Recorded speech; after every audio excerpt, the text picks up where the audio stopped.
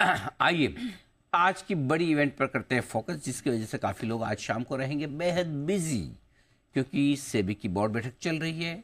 इस बोर्ड बैठक में ढेर सारे फैसले होने वाले हैं, बड़े बड़े फैसले होने वाले हैं, कई सारे होने वाले हैं और देर शाम तक चलेगी ये बैठक और उसके बाद आएगा एक के बाद एक फैसलों का सिलसिला।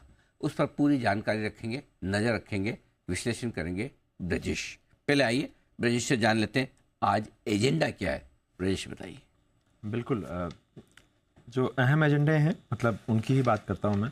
तो जैसा कि हमने कल एक बताया था कि वो जो मार्केट में गड़बड़ी करने से रोकने के लिए जो पुस्टा करके रेगुलेशन लाया जा रहा है, इनसाइडर ट्रेडिंग रूल्स। बिल्कुल, मार्केट में हर तरह का मैनिपुलेशन रोकने के लिए insider trading, front running, pump and dump, mule account, सारी चीज़ों को रोकने के लिए पुस्टा जो है वो पुस्टा का रेगुलेशन है। ये सबसे अहम एजेंडा होगा, जिसमें जवाबदेही जो है वो जो आरोपी होगा उसके ऊपर ही होगी और ना कि सेबी को जाकर साबित करना होगा।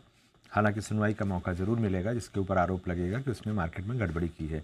दूसरा जो मुद्दा था, काफ़ी 1-1.5 साल से काफ़ी चर्चा में है कि एसएमई के जो आईपीओ हैं वहाँ शायद बहुत ज़्यादा ओवर हीटिंग हो रही है या कुछ गड़बड़ियाँ हो रही हैं। तो उसके नियम पूरी तरह से बदले कैसे जाएं, इसको लेकर के बोर्ड चर्चा कर सकता है।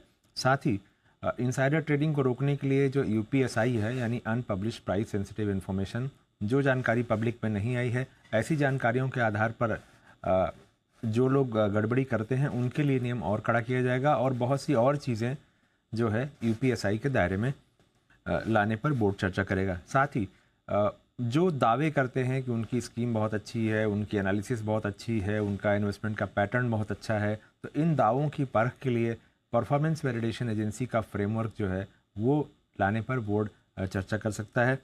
साथ ही जो एक्सचेंज हैं या डिपॉजिटरीज हैं उनमें जो इंडिपेंडेंट डायरेक्टर अपॉइंट होते हैं उनको पब्लिक इंटरेस्ट डायरेक्टर कहा जाता है।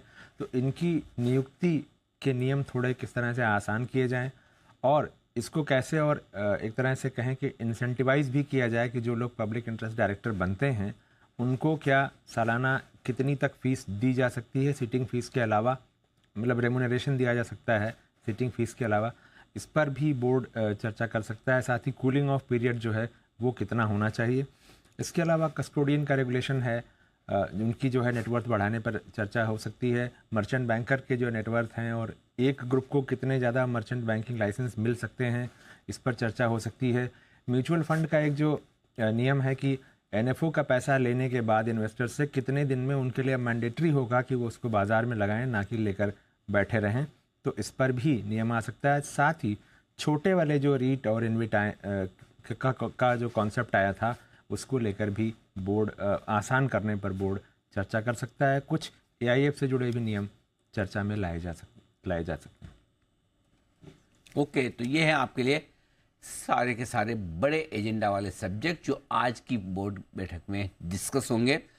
देखते हैं इनमें से कौन कौन से नियम पास, डिस्कशन तो सब पे हो सकता है, कौन कौन से अप्रूव किए जाएंगे, कौन से नहीं किए जाएंगे, वही देखने वाली बात है। बिल्कुल, आमतौर पर जो ईज ऑफ डूइंग बिजनेस वाले हैं वो जल्दी हो जाते हैं, आराम से हो जाता है। हाँ, लेकिन जहाँ ऐसा है कि लार्जर इम्पैक्ट वाले हैं उन पर ही चर्चा थोड़ी ज़्यादा होती है। करेक्ट। और उनमें ही टाइम लगता है और कई बार अगर ऐसे लगता है कि ये शायद इस पर और ज़्यादा चर्चा की ज़रूरत है, या चूँकि बोर्ड में जो है वो तमाम तरह के लोग होते हैं, सरकारी भी होते हैं, सरकार के रिप्रेजेंटेटिव भी होते हैं, सेबी के अपने भी होते हैं, एक्सटर्नल लोग भी होते हैं, एक्सपर्ट वगैरह, तो उनकी ओपिनियन जिस तरह से आती है उसके आधार पर फिर ये होता है। अगर कोई ज़्यादा वाइडर इम्पैक्ट का है तो कई बार उस पर जो है कहा जाता है कि नहीं, एक बार फिर से विचार किया जाए। ठीक बात है। तो ये है आपके लिए पूरा का पूरा